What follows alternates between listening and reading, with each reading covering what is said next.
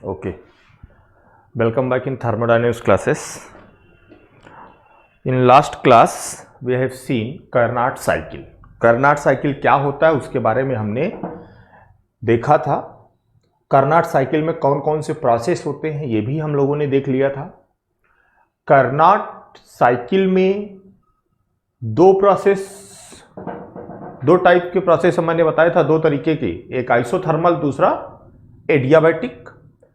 Karnat cycle में जितने भी प्रोसेस हैं सबके सब रिवर्सिबल है, इसलिए उसको कार्नाट साइकिल कहा गया था. ये भी मैंने आपको बता दिया था.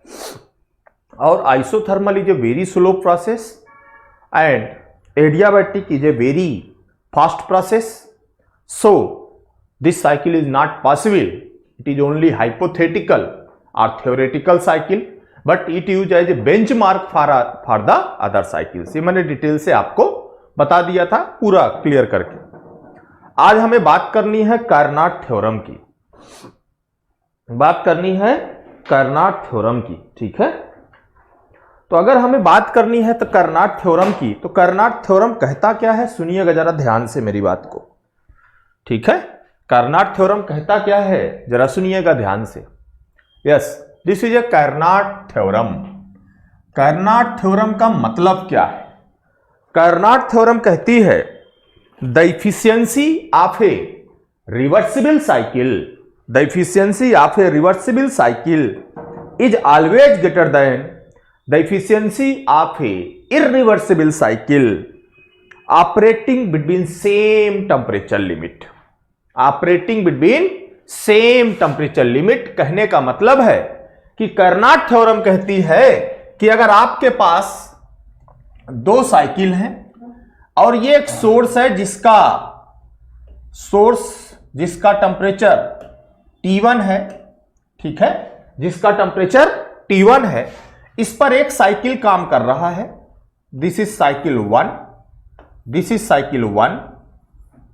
And this is engine 2. दो इंजन है, दोनों इंजन इस सोर्स और सिंक के बीच में ऑपरेट कर रहे हैं. अगर दो इंजन सोर्स और सिंक के बीच में ऑपरेट कर रहे हैं तो दोनों इंजन है, तो पहली चीज क्लॉकवाइज डायरेक्शन में हमें एरो बनाना है, यानी this is the clockwise direction. इसका टेम्परेचर T1 है, इसका टेम्परेचर T2 है. दोनों सेम टेम्परेचर लिमिट पे काम कर रहे हैं. This is the engine E1 and this is the engine E2.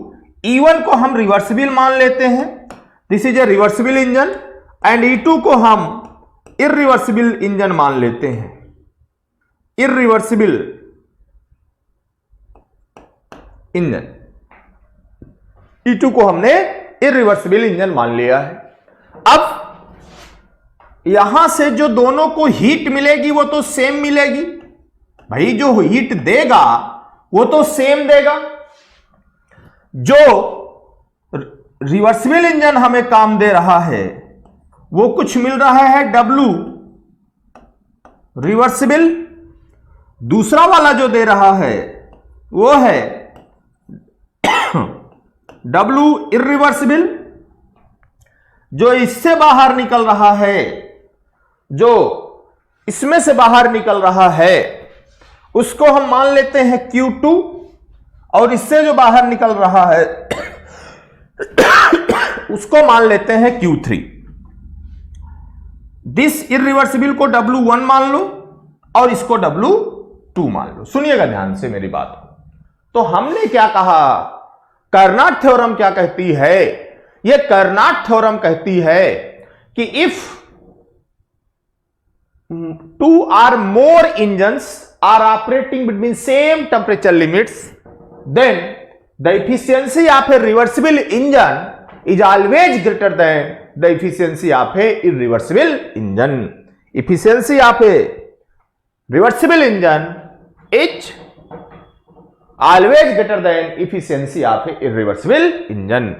यानी the thermal efficiencies of all reversible heat engine operating between same temperature limits are, this is the Karnat, यानी Karnat theorem जो कहती है कार्नाट थ्योरम एक्चुअली में यह कहती है कि the efficiency of a reversible cycle is always greater than the efficiency of irreversible cycle if engines are operating between same temperature limit. यानी इफिशियंसी, ये कार्नाट थ्योरम जो कहती है efficiency of a reversible cycle is always greater than efficiency of a irreversible cycle if they are operating between same temperature limit, यानी T1 और T2 के बीच में। अगर दो टेम्परेचर T1 और T2 के बीच में काम कर रहे हैं तो जो रिवर्सिबल साइकिल होगी उसकी टेम्परेचर लिमिट हमेशा उसका इफिशियंसी हमेशा ज्यादा होगा जो रिवर्सिबल होगा। अब इसको माने कैसे हम मान ले कार्नाट थ्योरम जो कहती है वो सही है? कैसे मान ले कि कार्नाट थ्योरम जो कहती है वो सही है? जरा देखिए कैसे मानेंगे। हम थोड़ा आगे बढ़ते हैं, प्रूफ करने की कोशिश करते हैं। अगर मैं इसको प्रूफ करने की कोशिश करूं तो मान लीजिए लेट अस कंसीडर, उल्टा मान के कुछ चलते हैं। मैं इसको हटाता हूं यहां से थोड़ा सा। लेट अस कंसीडर, हम ये मान लें, एज्यूम कर लें कि लेट अस एज्यूम दैट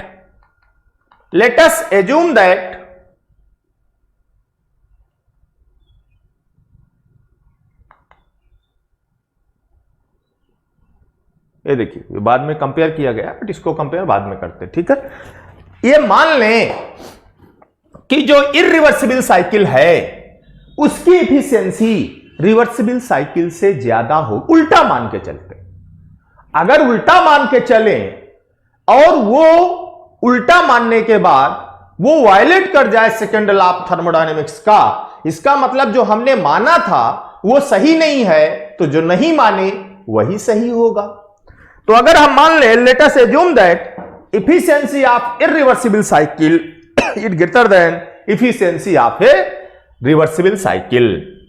अगर हम मान लें कि जो इफिशियंसी है वो इरिवर्सिबल साइकिल की इफिशियंसी रिवर्सिबल साइकिल से ज्यादा है।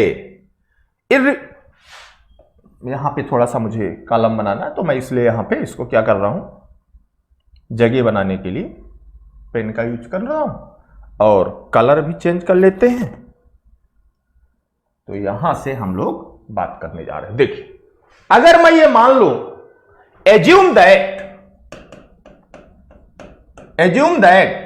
efficiency of irreversible cycle is greater than efficiency of reversible cycle। ये मान के चलते हम ये एज्यूम कर लिए कि इसकी इफिशियंसी इससे ज्यादा है।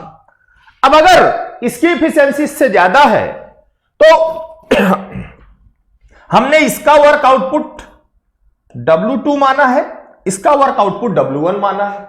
और आपको पता है, मैंने पीछे भी बताया है, चाहे इंजन रिवर्सिबल हो चाहे इंजन इरिवर्सिबल हो, जो इफिशियंसी है वो W divided by heat supply के इक्वल होती है, is greater than W2 divided by heat supply Q1।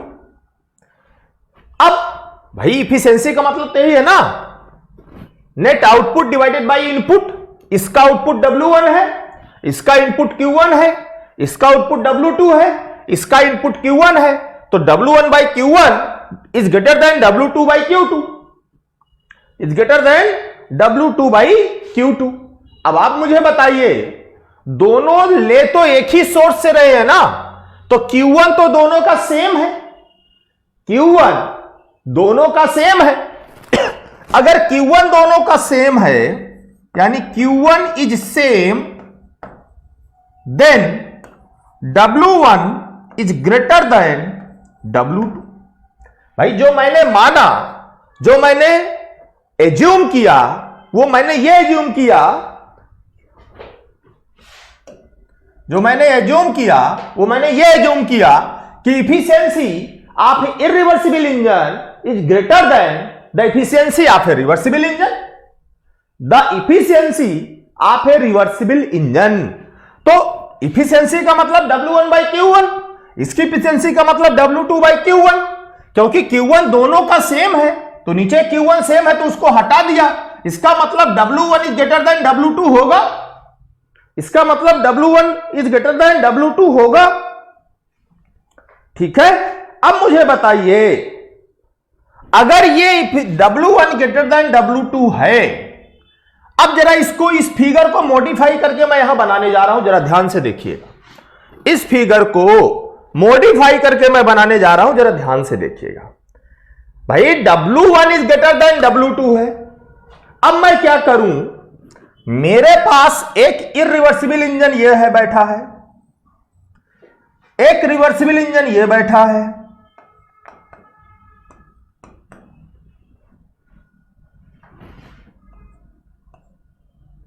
सब में 2 इधर है तो इधर ही E1 E2, बट इसको हमने रिवर्सिबल माना है, इसको इरिवर्सिबल माना है। भाई ये हुआ, ये हुआ, छोटा सा बना रहा हूं जिससे जगह का यूज हो जाए। तो यहां से Q2 निकल रहा है, यहां से Q3 निकल रहा है, और ये है सिंक, ये है सिंक टेंपरेचर T2। अब मुझे बताइए अगर ये इंजन रिवर्सिबल है, अगर ये इंजन रिवर्सिबल है तो मैं इसके डायरेक्शन को चेंज भी कर सकता हूं, तो मैं इसके डायरेक्शन को क्या कर सकता हूं, चेंज कर सकता हूं। रिवर्सिबल का मतलब तो यही ना, उसी पाथ पे वापस जा सके।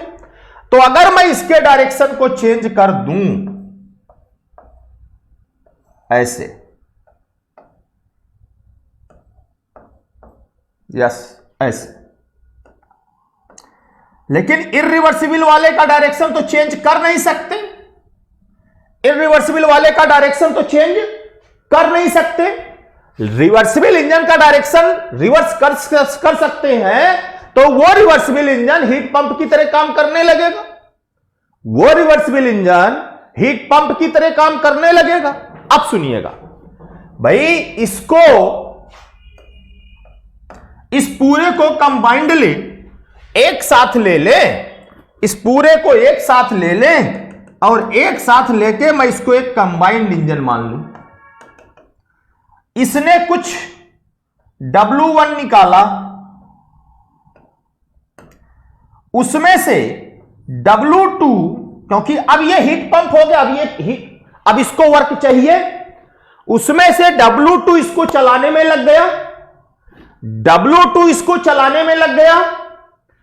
W नेट हमें कुछ मिलेगा, क्यों मिलेगा, क्योंकि W1 is greater than W2 है, हम यहां देख चुके हैं। W1 is greater than W2 है, तो W2 जितना इसको चलाने,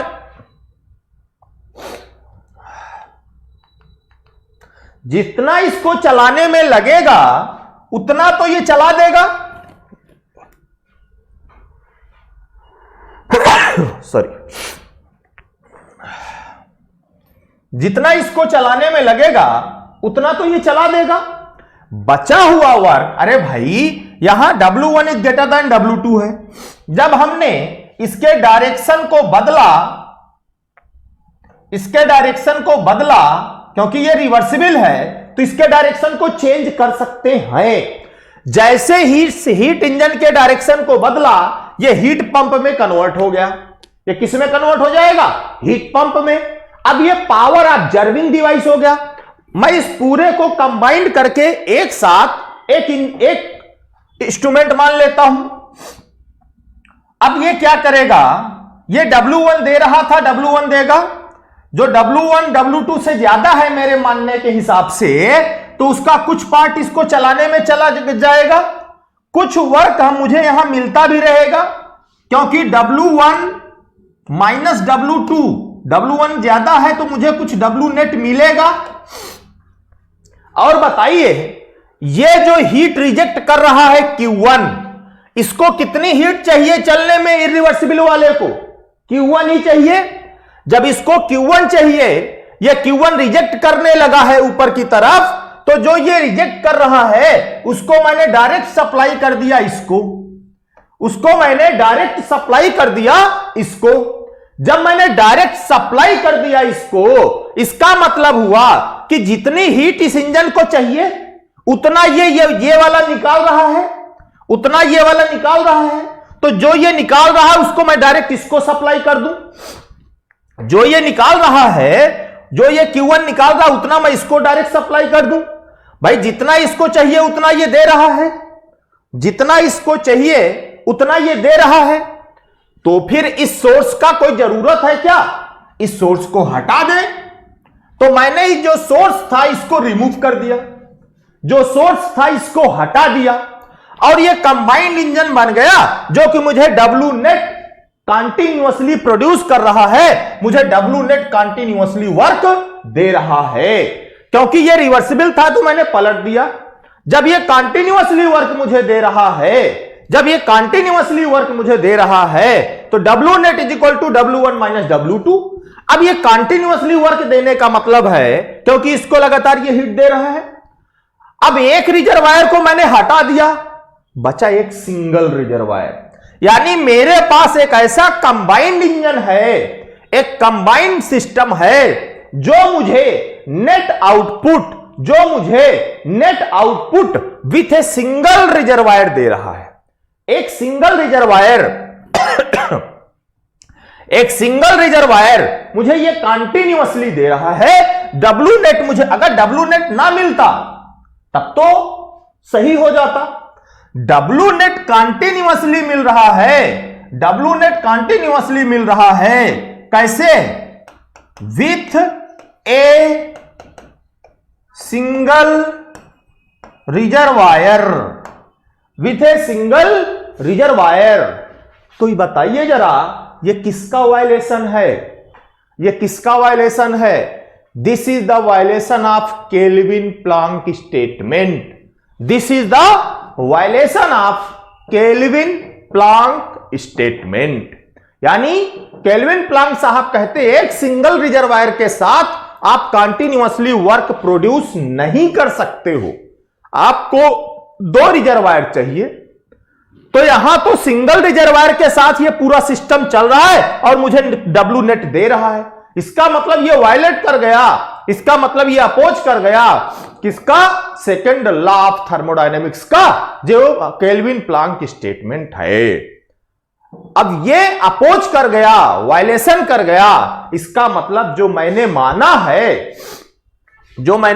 है, मैंने क्या एज्यूम किया है? Efficiency of irreversible cycle is greater than efficiency of a reversible cycle.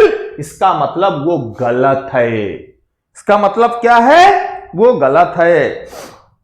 इसका मतलब कि इरिवर्सिबल साइकिल की इफिशियंसी कभी भी रिवर्सिबल साइकिल से ज्यादा नहीं हो सकती अगर वो दोनों सेम टेंपरेचर लिमिट पे काम कर रहे हैं। तो अगर वो गलत है तो सही क्या है? सही ये है, efficiency of a reversible cycle is greater than efficiency of irreversible cycle. Efficiency of a reversible cycle is greater than efficiency of A irreversible cycle when the engines are operating between same temperature limit। मैंने थोड़ा सा proof बताने की कोशिश किया। अगर आपको proof समझ में आ जाए तो बहुत अच्छी बात है, नहीं समझ में आता तो आप ये याद रखिए, ये याद रखिए,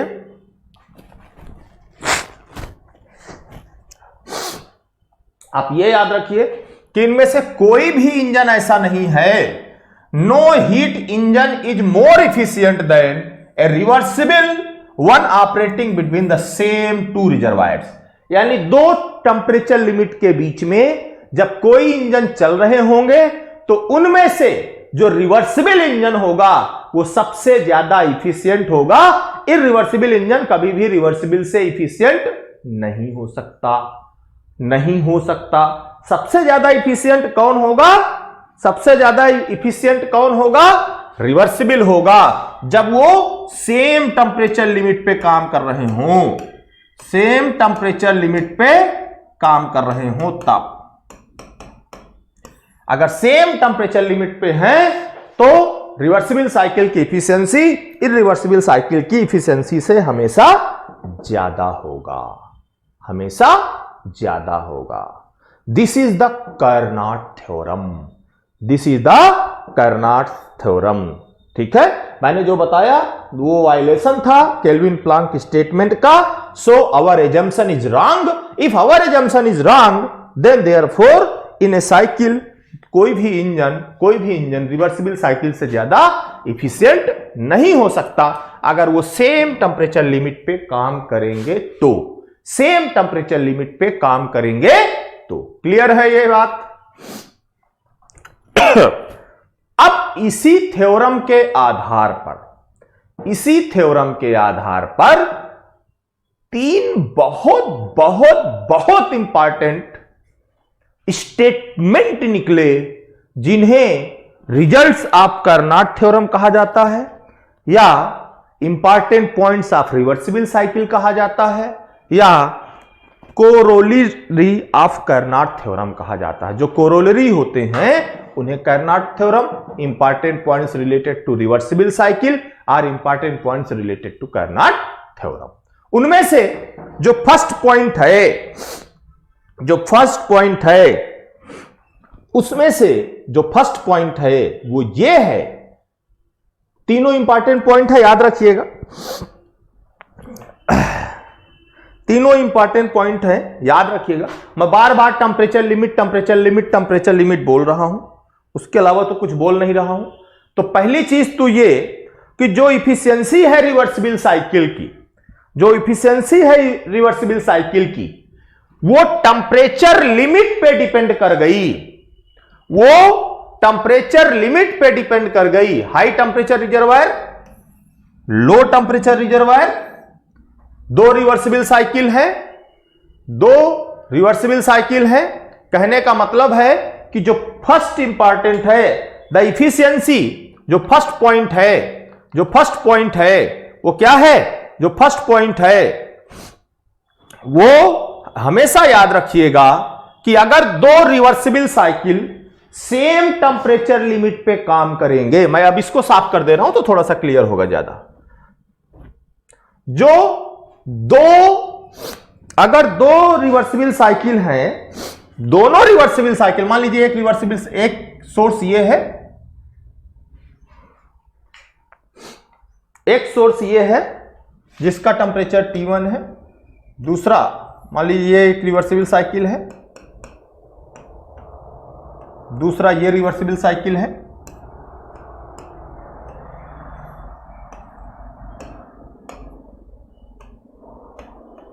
तीसरा ये रिवर्सिबल साइकिल है, और एक ले लेते हैं, है ना, तीसरा ये रिवर्सिबल साइकिल है, ठीक है, और इसका ऊपर का टेम्परेचर T1 है, नीचे का टेम्परेचर T2 है। ऊपर का टेम्परेचर T1 है और नीचे का टेम्परेचर T2 है। कोई कह दे कि पहला वाला जो रिवर्सिबल इंजन है वो पेट्रोल पे काम कर रहा है या ऑक्सीजन पे काम कर रहा है, दूसरा वाला एयर पे काम कर रहा है, तीसरा वाला नाइट्रोजन पे काम कर रहा है। कोई भी वर्किंग फ्लूइड अल्टीमेटली पेट्रोल ले लो, डीजल ले लो, इन सब पे अलग अलग काम कर रहा है। तो जो फर्स्ट इंपॉर्टेंट पॉइंट है the efficiency of a reversible cycle is independent of the working fluid. The efficiency of a reversible cycle is independent, हम शॉर्ट में लिख रहा हूं मैं, independent of working fluid, independent of working fluid, and it depends only on temperature limit, and it depends only on temperature limit। ये सिर्फ temperature limit पे depend करता है, वर्किंग फ्लूइड पे डिपेंड नहीं करता है। This is the most important things अगर वो कर्नाड थ्योरम का पहला इंपॉर्टेंट पॉइंट, अगर सेम टेम्परेचर लिमिट पर कितने भी रिवर्सिबल साइकिल काम कर रहे हो, उनका वर्किंग फ्लूइड कुछ भी हो, तीनों की इफिशियंसी हमेशा सेम होगी। जो फर्स्ट है उसकी इफिशियंसी इज इक्वल टू दूसरे की इफिशियंसी इज इक्वल टू तीसरे की इफिशियंसी। अगर टेम्परेचर लिमिट सेम है तो तीनों की इफिशियंसी क्या होगी? बराबर होगी। इसका मतलब यह निकला the efficiency of a reversible cycle is independent of the working fluid. It depends only on temperature limit.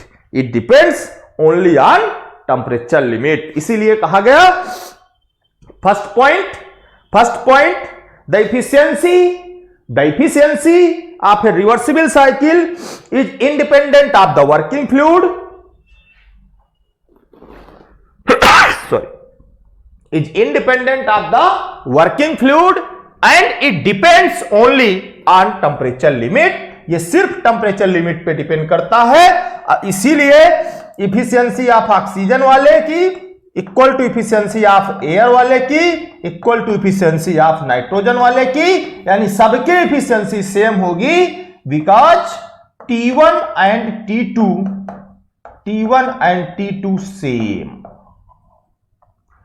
T1 और T2 सेम है, इसीलिए इन तीनों की इफिशियंसी क्या होगी? बराबर होगी। यही लिखा है the thermal efficiency of all reversible heat engine operating between the same two reservoir are the same. अगर टू रिजर्वायर के साथ यानी दो टेम्परेचर लिमिट के साथ कितने भी रिवर्सिबल इंजन आप लगा दो, उनका वर्किंग फ्लूइड कुछ भी भर दो, तो उन सभी की इफिशियंसी क्या होगी? सेम होगी। क्योंकि रिवर्सिबल साइकिल की जो इफिशियंसी है वो सिर्फ टेम्परेचर लिमिट पे डिपेंड करती है, किसी और पे डिपेंड नहीं करती है। फर्स्ट इंपॉर्टेंट पॉइंट है ये आपको याद रखना है। ये आपको याद रखना है। आपसे इंटरव्यू में पूछ सकता है कि आपके पास 3 रिवर्सिबल साइकिल हैं, एक रिवर्सिबल साइकिल में पेट्रोल भरा है, दूसरे रिवर्सिबल साइकिल में डीजल भरा है, दोनों सेम टेम्परेचर लिमिट पे काम कर रहे हैं, तो दोनों की इफिशियंसी क्या होगी? तो आपको जवाब देना है सर ये रिवर्सिबल साइकिल है, ये वर्किंग फ्लूइड पे डिपेंड नहीं करते हैं, ये डिपेंड करेंगे सिर्फ और सिर्फ किस पे?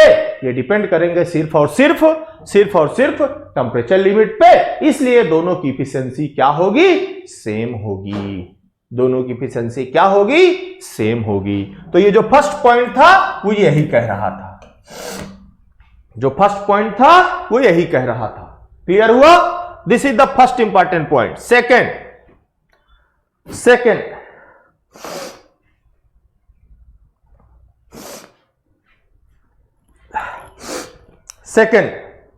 ऑल रिवर्सिबल इंजन, अभी मैंने बताया पहला पॉइंट कि जितने भी इंजन हैं उनकी वर्किंग फ्लूइड पर इफिशियंसी डिपेंड नहीं करती। This is the first point.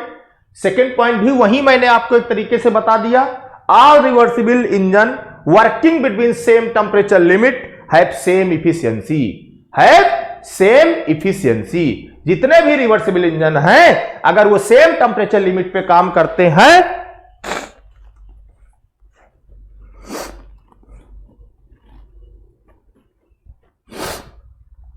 अगर वो सेम टेम्परेचर लिमिट पे काम करते हैं तो उनकी इफिशियंसी क्या होगी? सेम होगी। उनकी इफिशियंसी क्या होगी? सेम होगी। पहली चीज तो वर्किंग फ्लूइड पे इंडिपेंडेंट हो गए, सेम टेम्परेचर लिमिट पे काम करेंगे तो उनकी इफिशियंसी क्या होगी? सेम होगी। And third, the efficiency of a reversible cycle is a function of temperature alone. जो इफिशियंसी है रिवर्सिबल साइकिल की वो सिर्फ टेम्परेचर का फंक्शन हो सकती है, किसी और का फंक्शन नहीं होगी। वो सिर्फ टेम्परेचर का फंक्शन हो सकती है, किसी और का फंक्शन नहीं होगी। यानी the efficiency of a reversible cycle is a function of temperature alone, याद रखिएगा।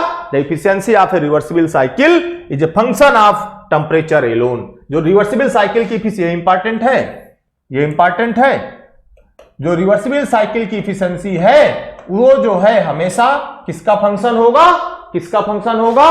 टेम्परेचर्स का होगा। किसका फंक्शन होगा? टेम्परेचर्स का होगा।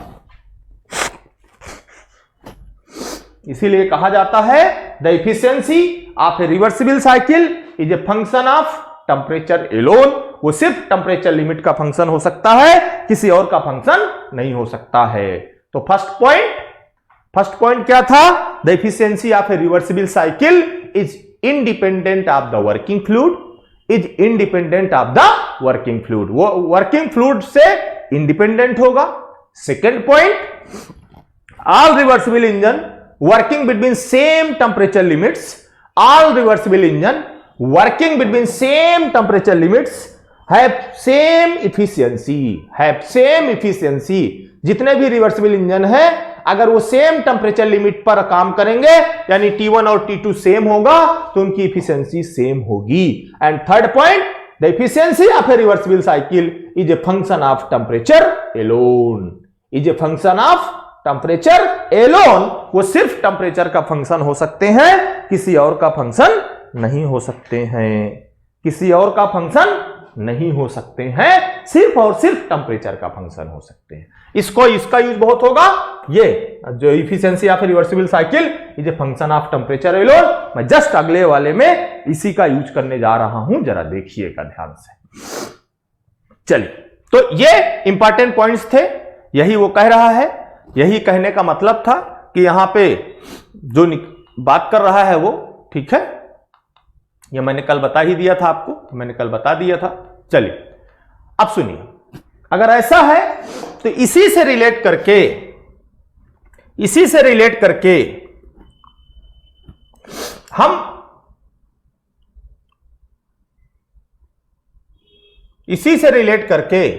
अब हम क्या करेंगे, एक स्केल निकालेंगे जिसे थर्मोडायनामिक टेम्परेचर स्केल कहा जाता है, जिसे थर्मोडायनामिक टेम्परेचर स्केल कहा जाता है। थर्मोडायनामिक टेम्परेचर स्केल का क्या मतलब है सुनिए। अगर आप बात करते हैं तो बोल सकते हैं thermodynamic temperature scale, thermodynamic temperature scale. अब सुनिए क्या कहता है ये। अगर मैं यहां पे 3 इंजन ले लूं, सुनिएगा ध्यान से, प्लीज लिसन केयरफुली। थोड़ा सा दिखाना चाह रहा हूं, चीजें मैं डायरेक्ट बता सकता हूं, पर थोड़ा सा दिखा के करूंगा तो आपको प्रैक्टिकली चीजें समझ में आएंगी। हो सकता है कि ये चीजें ज्यादा एक्सपेंड हो रही हूं, ज्यादा आपको लग रहा हो कि लेवल से ज्यादा जा रहा है, बट थोड़ा सा मैं आपको रिलेट करने की कोशिश स्टार्ट कर रहा हूं। मैं अभी गेट की क्लास हो सी तो इसी को मैं और एक्सपेंड करता, बट इतना ज्यादा एक्सपेंड करने से आपको समझ में नहीं आएगा, थोड़ा दिक्कत हो सकती है। तो हम उतनी ही बातें करेंगे जितनी आपको समझ में आए, और उतना ही एक्सप्लेन करेंगे जितना आपके इस भेजे में और मैं आपको अच्छे से समझा सकूं और आपको समझ में आ जाए। तो थोड़ा सा रिलेट करेंगे, बहुत एक्सप्लेन नहीं करेंगे, बट इतना कहां से आया ये एक आइडिया आपको देने जा रहा हूं। जब आप थर्मोडायनामिक टेम्परेचर स्केल की बात करते हैं, मान लो मैं यहां पे 3 इंजन ले रहा हूं, मैं यहां 3 रिवर्सिबल इंजन ले रहा हूं। एक मेरे पास ये रिजर्वायर है T1, इससे मैंने एक रिवर्सिबल इंजन चलाया,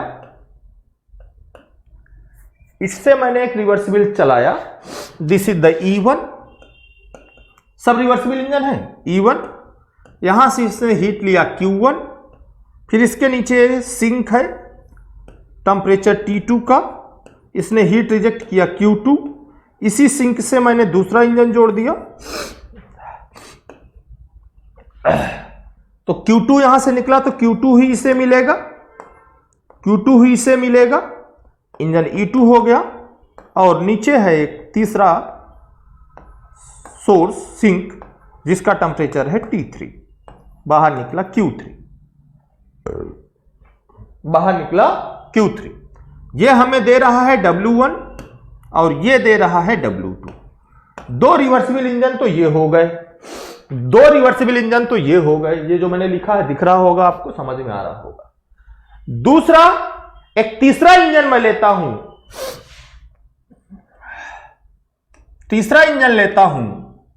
जो कि एक रिजर्वायर ये है, इंजन है चल रहा है, ये भी रिवर्सिबल है, और ये T1 और T3 के बीच में काम कर रहा है।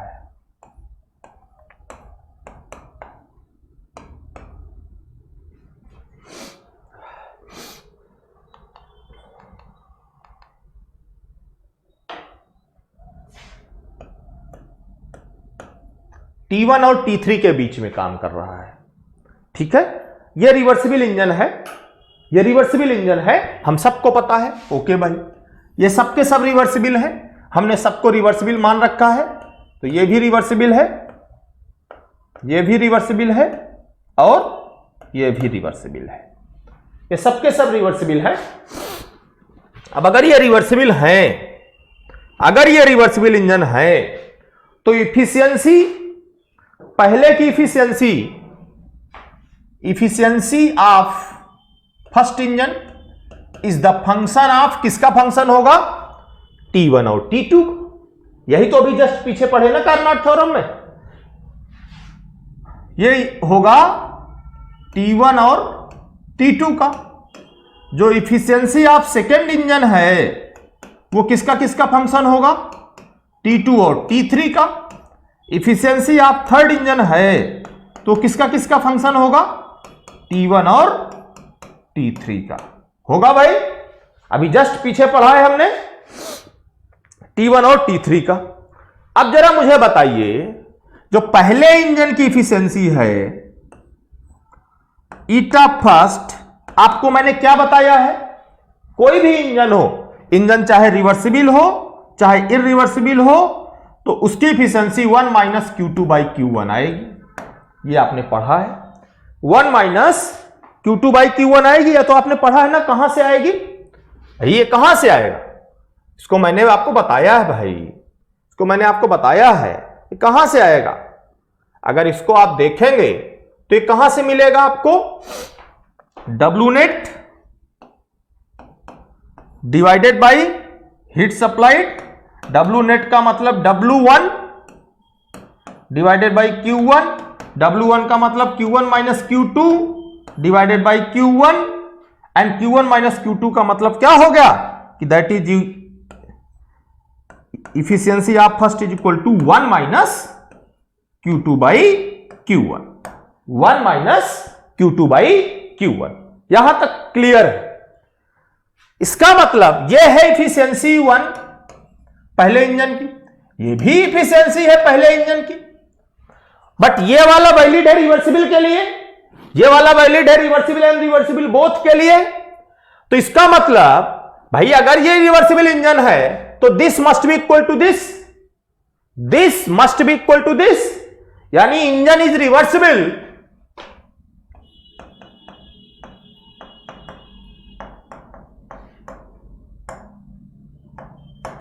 इंजन इज रिवर्सिबल, सो जो इफिशियंसी है हम कह सकते हैं वो किसका फंक्शन है? टेम्परेचर T1 और T2 का, that is equal to 1 minus Q2 by Q1, Q2 by Q1। बोलो भाई। अब इधर से इसको इधर ले लें, इसको इधर ले लें,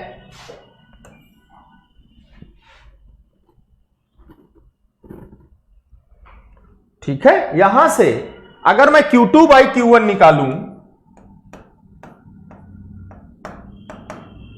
इसको इधर ले लो, इसको इधर ले लो, 1 minus function of T1 comma T2, T1 comma T2।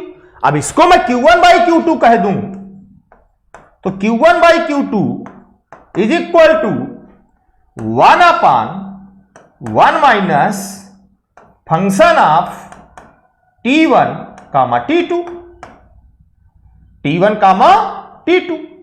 अब मुझे बताइए आप, Q1 by Q2 is equal to function of 1 upon 1 minus function of T1 T2।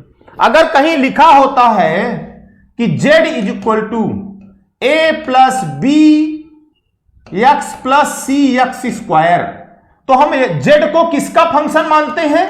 अरे फंक्शन ऑफ एक्स ही कहते हैं ना, ABCD से कोई मतलब नहीं है ना, क्योंकि ABCD क्या हो गए? कांस्टेंट हो गए। तो इसका मतलब यहां Q1 बाई Q2 किसका फंक्शन है?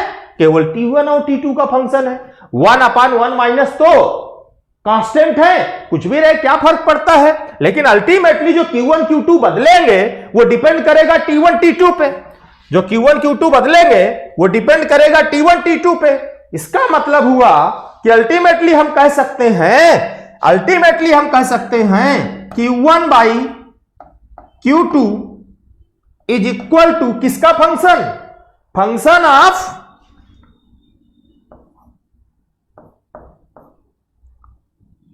Of T1 comma T2। यानी Q1 बाई Q2 जो है, पहले इंजन में Q1 और Q2 है, तो Q1 by Q2 is the function of T1 by T1 and T2, is the function of T1 and T2। Similarly ऐसे ही हम दूसरे वाले में कह सकते हैं, यानी for second engine, for second Q2 by Q3 is the function of T2 by T3, T2 and T3 बोल सकते हैं ना भाई। जैसे हमने 1 को निकाला वैसे ही हम 2 को निकाल सकते हैं, और वैसे ही हम 3 को भी निकाल सकते हैं। यानी इसी तरह हम बोल सकते हैं कि Q1 यानी for third Q1 by Q3 is the function of T1 and T3, is the function of T1 and T3।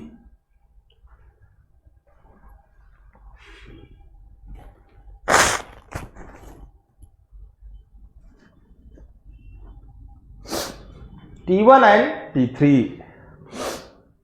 इसका मतलब क्या हुआ? अब देखिए भाई, यहां तक समझ में आपको आया होगा कि अभी हम पीछे देखे थे, यहां से हम इन दोनों के इक्वेट कर दिए और यहां से Q1 बाई Q2 निकाल दिए। जैसे Q1 बाई Q2 होगा पहले के लिए, वैसे Q2 बाई Q3 होगा दूसरे के लिए, वैसे ही Q1 बाई Q3 होगा तीसरे के लिए। अब जरा ध्यान दीजिएगा, जो Q1 बाई, अब मैं इधर का ये हटा दे रहा हूं, इधर का ये हटा दूं तो थोड़ा मुझे चीजें, मेरे पास जगह बन जाए तो आपको मैं और चीजें दिखा सकूं।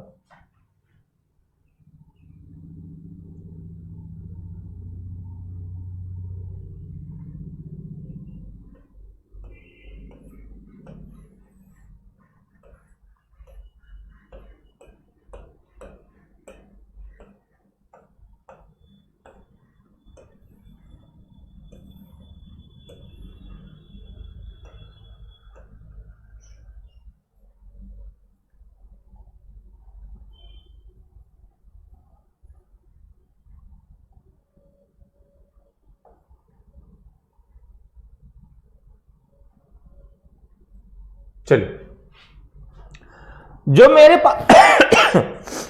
पास Q1 बाई Q2 है, जरा देखिएगा यहां पे, जो मेरे पास Q1 बाई Q2 है, इस Q1 बाई Q2 को मैं लिख सकता हूं क्या? Q1 by Q3 divided by Q2 by Q3। भाई ऊपर भी Q3 से डिवाइड कर दिया, नीचे भी Q3 से डिवाइड कर दिया, तो क्या कोई फर्क पड़ेगा क्या? कोई फर्क पड़ेगा क्या? नहीं पड़ेगा ना, क्योंकि दोनों में सेम वैल्यू से मैंने डिवाइड किया। और जब दोनों में सेम वैल्यू से डिवाइड किया, तो जरा देखिएगा ध्यान से बच्चों, यहां है Q1, यहां है Q2 equal to Q1 by Q3 क्या है? Q1 बाई Q3 ये है। Q1 बाई Q3 को मैं लिख सकता हूं J3 T1 comma T3 divided by Q2, भाई ये लिख सकता हूं ना, Q2 बाई Q3 को क्या लिख सकता हूं? ये लिख सकता हूं Q2 बाई Q3 को लिख सकता हूं J2 T2 and T3, T2 and T3। अब बताइए, ऊपर वाले में भी T3 है, नीचे वाले में भी T3 है, तो इसका मतलब T3 तो दोनों जगह से हट जाएगा। T3 दोनों जगह से, यानी it is independent of T3, क्योंकि दोनों जगह T3 आ गया। इसका मतलब हुआ Q1 by Q2, Q1 by Q2 is the function of xi3 T1 and divided by xi2 T2, xi2 T2। और इसी के बेसिस पर जो थर्मोडायनेमिक टेम्परेचर स्केल केल्विन है, तो केल्विन साहब ने नंबर ऑफ एक्सपेरिमेंट करके ये आइडेंटिफाई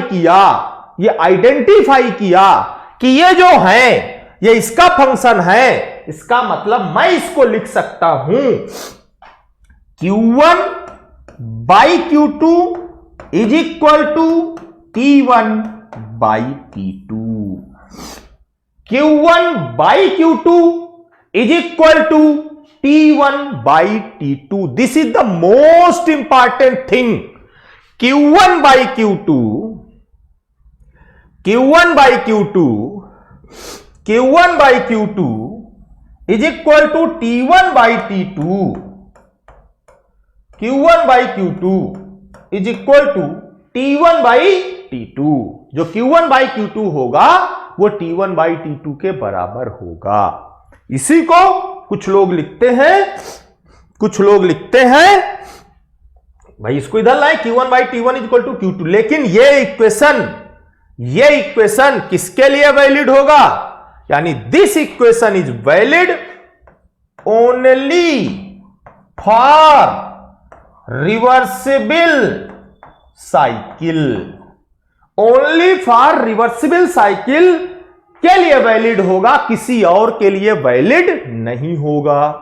इसका मतलब अगर कोई रिवर्सिबल साइकिल है, कोई रिवर्सिबल इंजन है, तो उसका Q1 by Q2 is equal to T1 by T2 लिख सकते हैं। इसी को सिंप्लीफाई करके Q1 by T1 is equal to Q2 by T2 लिख सकते हो।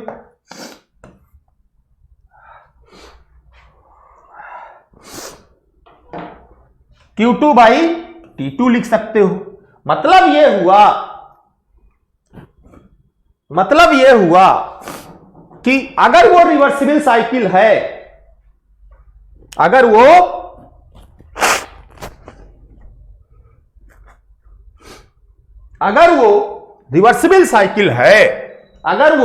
रिवर्सिबल साइकिल है, तो उसमें Q1 बाई T1 की वैल्यू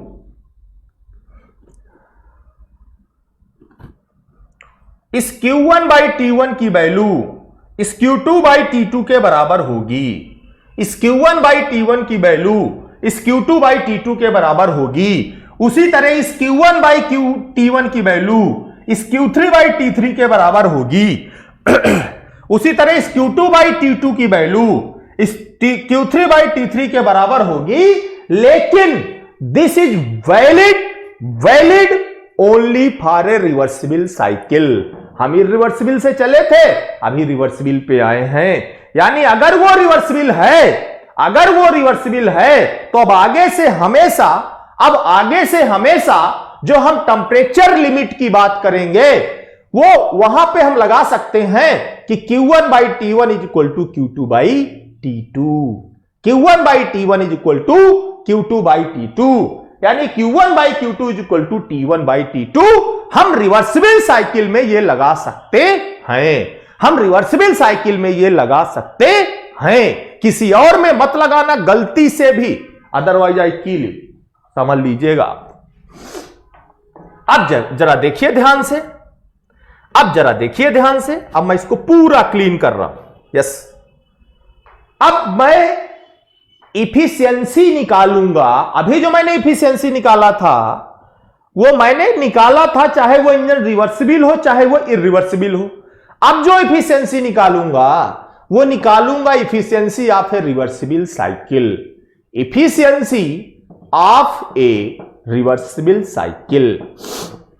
जरा देखिएगा ध्यान से, देखिए आपको अगर इसमें मिलता है तो बहुत अच्छी बात है।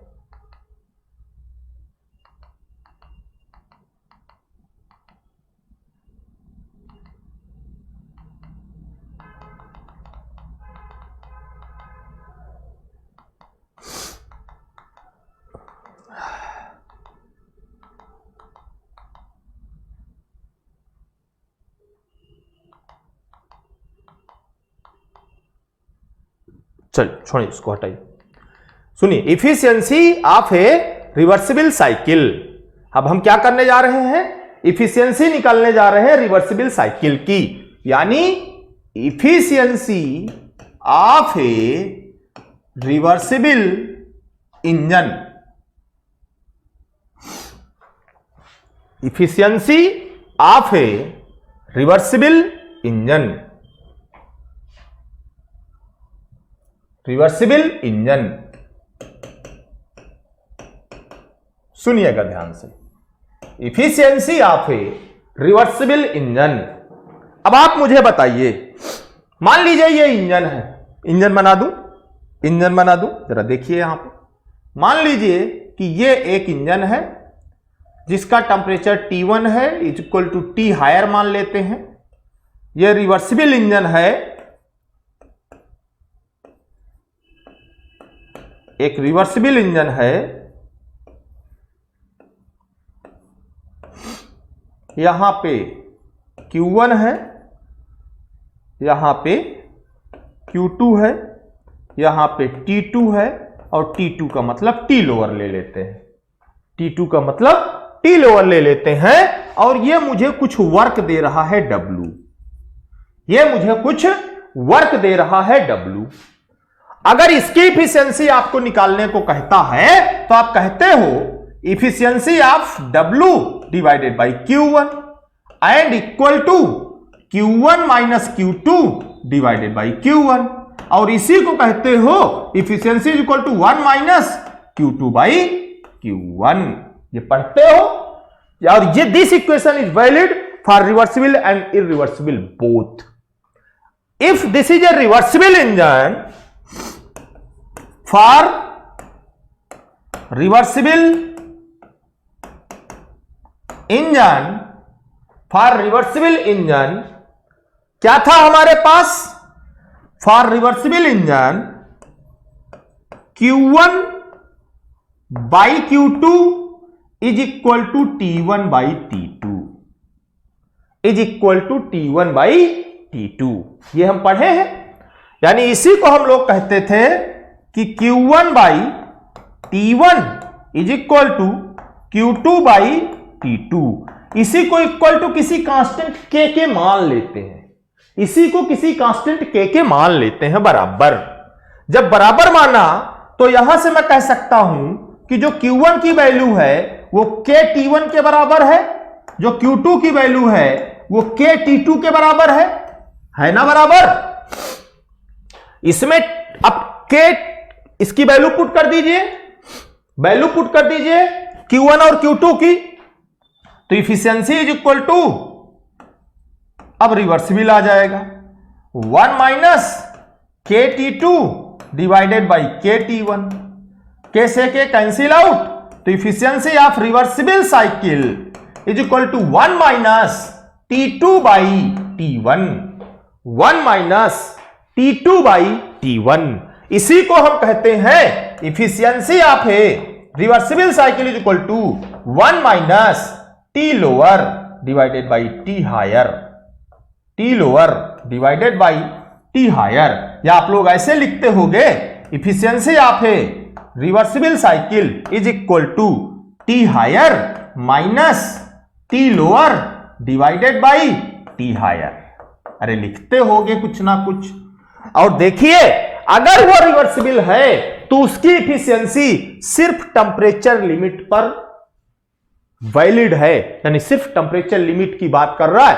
कि ये मतलब ही नहीं है कि वो फ्लूइड कौन सा है, ये मतलब ही नहीं है कि वो फ्लूइड कौन सा है। इसका मतलब हुआ कि अगर वो रिवर्सिबल साइकिल है तो उसकी इफिशियंसी सिर्फ टेम्परेचर लिमिट पर डिपेंड करेगी, and this is the efficiency of a reversible cycle और कर्नाट। कर्नाट एक रिवर्सिबल था ना, तो जो कर्नाट की इफिशियंसी मैंने वहां रुकवाई थी, जो कर्नाट की इफिशियंसी मैंने वहां रुकवाई थी वो है, अगर वो रिवर्सिबल इंजन है तो उसकी इफिशियंसी कर्नाट की efficiency T higher minus T lower divided by T higher होगी। 1 minus T lower by T higher और T higher minus T lower upon T higher. T higher, तो this is efficiency of a reversible cycle और Carnot cycle, क्योंकि कर्नाट एक reversible engine है, इसलिए इसी को कर्नाट साइकिल की इफिशियंसी भी कहा जाता है। कर्नाट साइकिल की इफिशियंसी भी कहा जाता है, कर्नाट साइकिल की इफिशियंसी भी कहा जाता है। क्लियर हुआ? तो ये जो इक्वेशन हमारे पास था, ये जो इक्वेशन हमारे पास अवेलेबल है, this equation is valid for both reversible and irreversible, but this equation is valid only for reversible.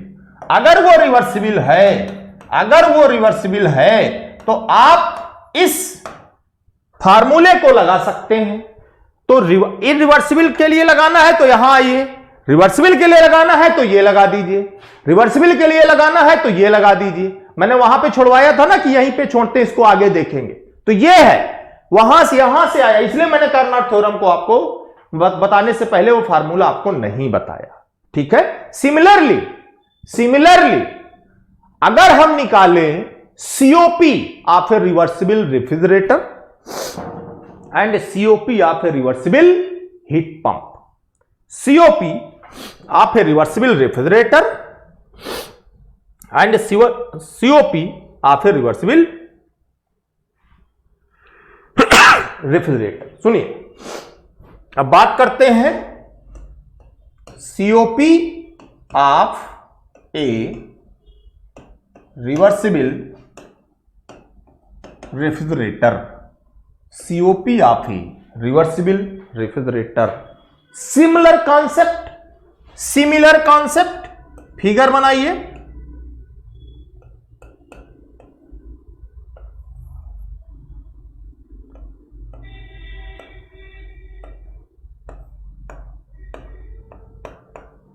ये पावर ऑब्जर्विंग डिवाइस है, तो ये W खाएंगे तो उल्टा साइकिल बनेगा, यहां से Q2 जाएगा, यहां से Q1 निकलेगा।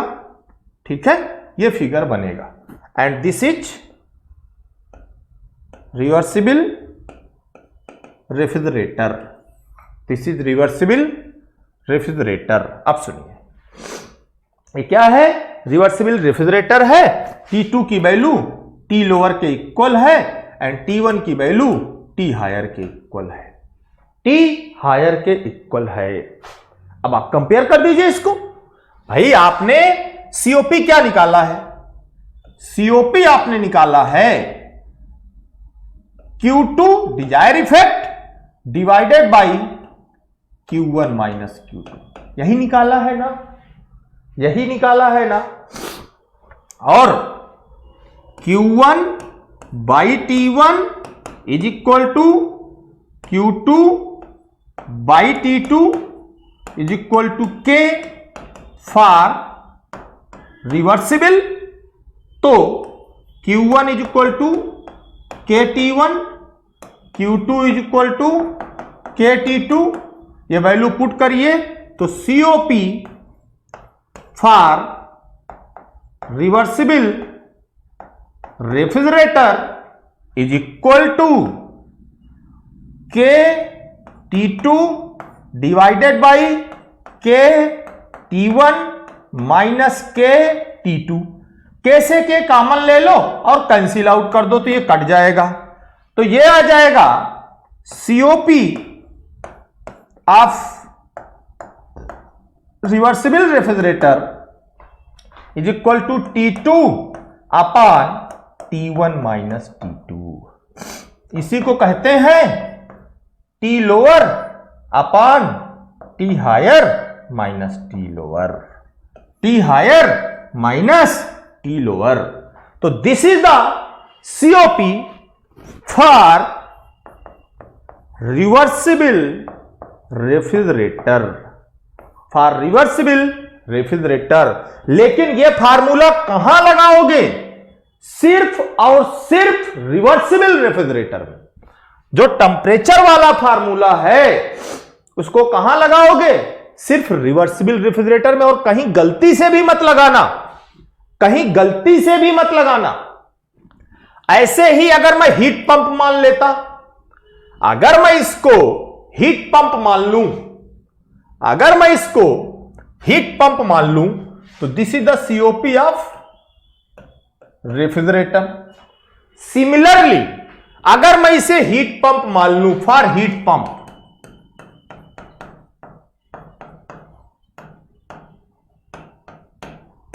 फॉर हीट पंप, अगर मैं इसे हीट पंप मान लूं, तो सीओपी ऑफ हीट पंप क्या होता है?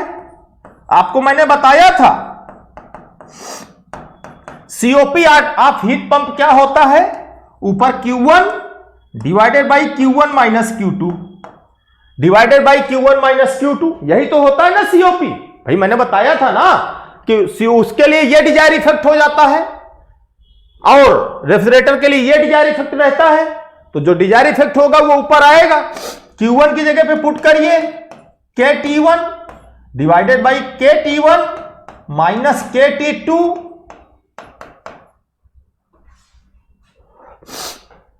तो for reversible heat pump, for reversible heat pump is equal to COP of heat pump reversible is equal to क्या हो जाएगा? कैसे के कॉमन होके कट जाएगा, यानी T1 upon T1 minus T2 that is equal to T higher upon T higher minus T lower, T higher minus T lower.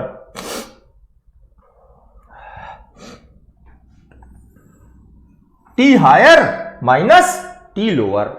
तो this equation is valid for reversible heat pump. This equation is valid for reversible heat pump, reversible heat pump। ठीक है, अब तीनों को अगर एक साथ आपको लिख, बात समझ में आ गई कैसे निकालना है? Q1 by Q2 equal to T1 by T2 से निकालना है, वैल्यू पुट करना है, रिवर्सिबल वाली सारी वैल्यू निकल जाएगी। अब अगर इन सबको एक साथ आपको कोई रखने को कह दे तो आप बहुत आसानी से रख सकते हैं। Efficiency of heat engine for reversible is equal to क्या था? T higher minus T lower divided by T higher, यही था। COP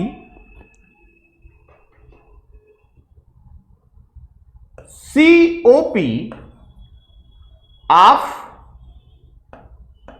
refrigerator reversible is equal to T lower upon T higher minus T lower. ठीक है, ये हुआ इसका formula, ये हुआ इसका फार्मूला। मैंने रिवर्सिबल लिखा है, देख लीजिएगा।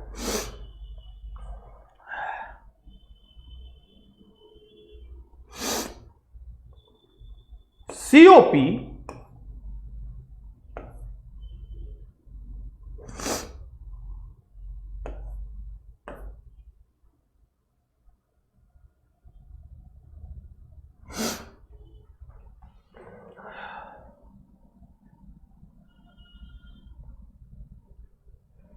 ओके, ये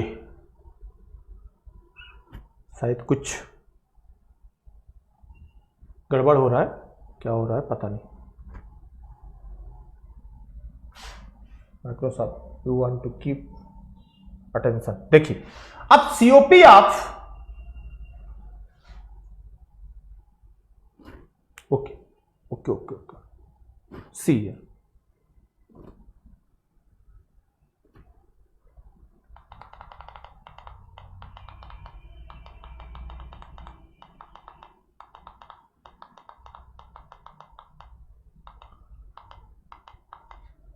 yes, COP of heat pump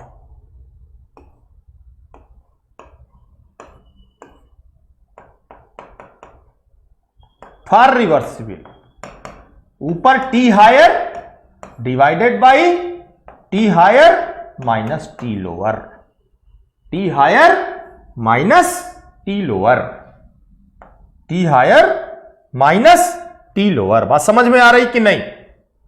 it is clear or not? It is clear or not?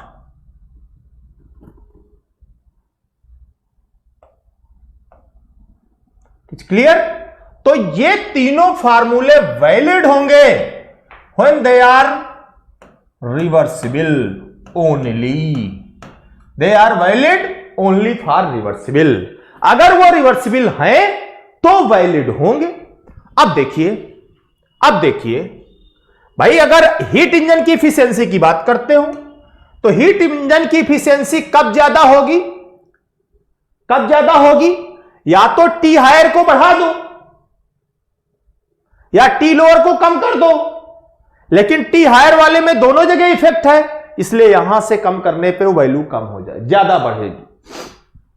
तो अभी आप ये तीनों याद रखिए कि अगर वो रिवर्सिबल की बात करता है तो ये सारे के सारे इक्वेशन COP और हीट इंजन के लिए ये वैलिड होंगे only for a reversible cycle, only for a reversible cycle. ठीक है, देखिए यहां पे ये चीजें अभी आगे आएंगी तो मैं वहां पे बताऊंगा आपको, यही चीज मैंने अभी आपको बताने की कोशिश किया था। ठीक है,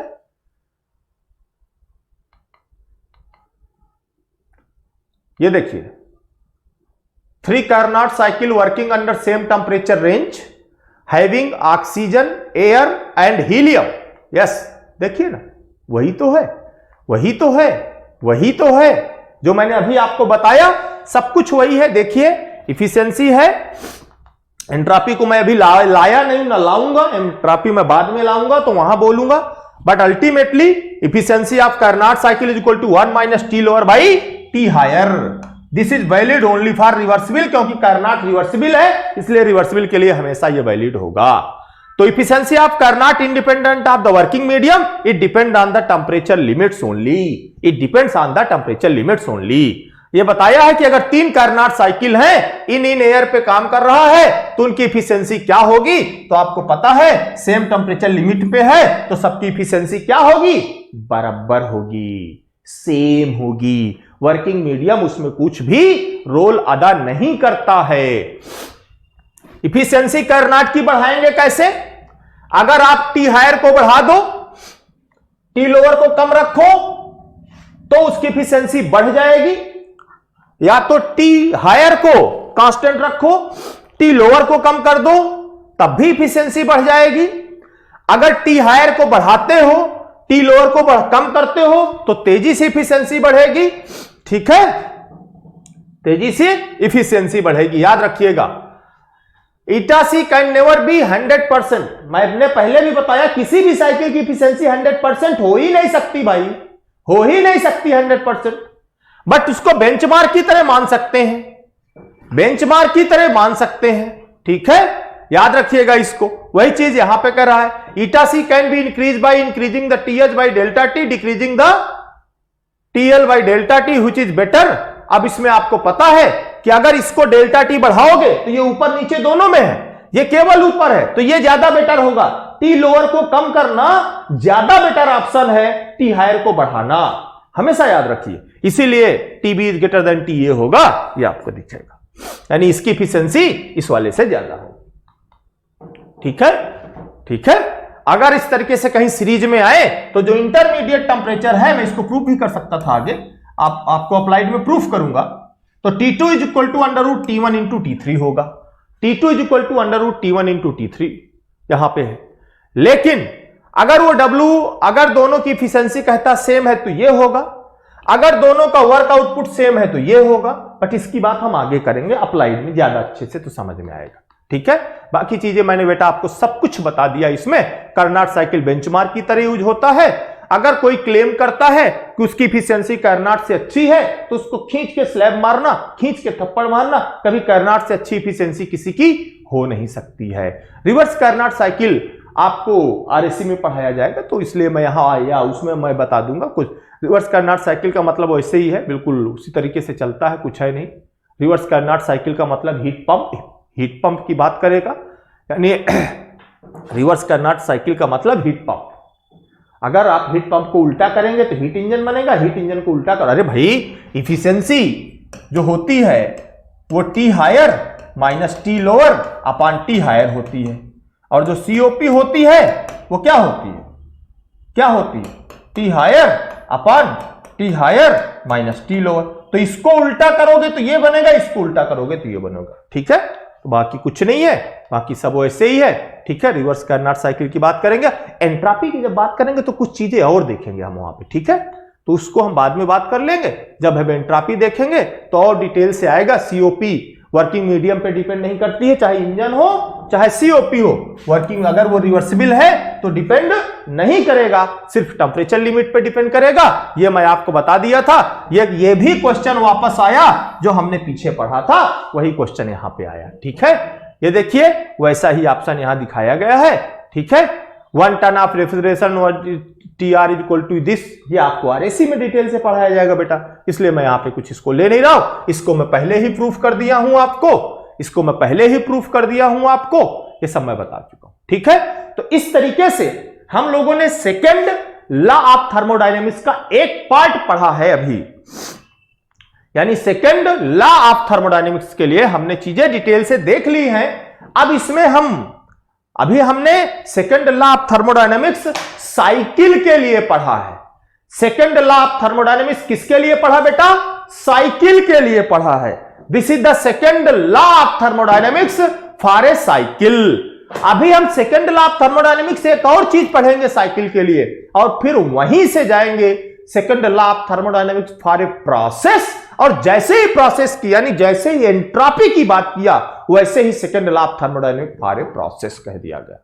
तो entropy concept is nothing but second law of thermodynamics for a process. उसको बात करेंगे नेक्स्ट क्लास पे, जो नेक्स्ट क्लास आएगी उस पे हम लोग बात करेंगे एंट्रोपी की, यानी एंट्रोपी। अभी हमने सेकेंड लॉ कंप्लीट किया, लेकिन this second law is only for a cycle. अभी हमने सेकेंड लॉ प्रोसेस के लिए नहीं पढ़ा। जब हम सेकेंड लॉ प्रोसेस के लिए पढ़ेंगे तो उसी को बोलते हैं entropy, and this is the most important concept in thermodynamics. What is the entropy, कैसे होती है, क्या होता है, वो सारी चीजें हम लोग नेक्स्ट क्लास पे देखेंगे, ठीक है।